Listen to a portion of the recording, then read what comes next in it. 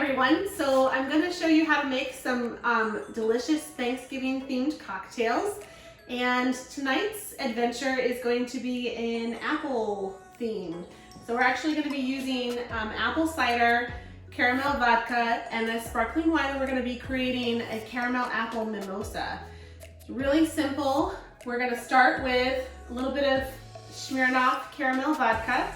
And if you do not find caramel vodka or caramel, I don't care how you want to pronounce it, you can actually substitute vanilla vodka and that will be just as good. Apple cider, I have two different kinds here. Again, just to show you the variety, you could use, this is just a regular pressed cider from Wegmans, but then we also picked up this delicious Honeycrisp cider. So if you're looking for a little bit of a different flavor, you could go with something like that. So we're gonna add our cider.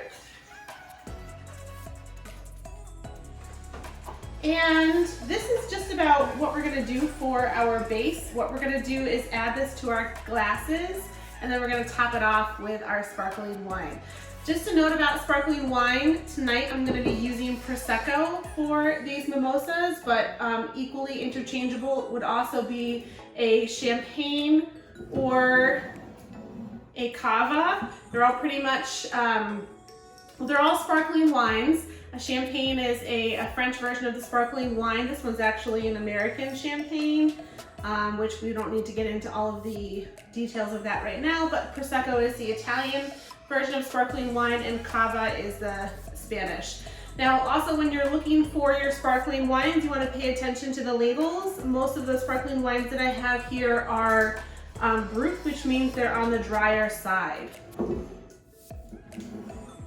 Now to prepare our glass, we're actually going to give it a little bit of a rim. So I'm going to take my glass and I'm just going to rotate it, dip it into some delicious caramel that I have here, and then give it a little bit of a cinnamon sugar rim.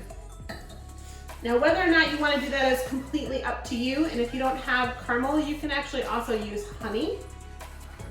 So I'm going to put a little bit of our base mixture in, and then I'm going to fill it up with our Prosecco. I've got some apples here too that we're going to slice and use as a garnish. Again, completely optional.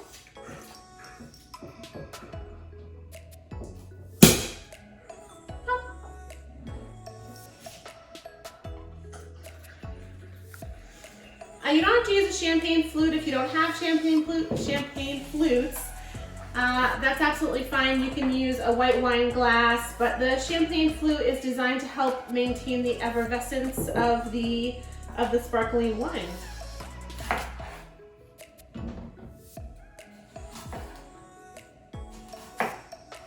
So we'll just make a thin little slice of our apple.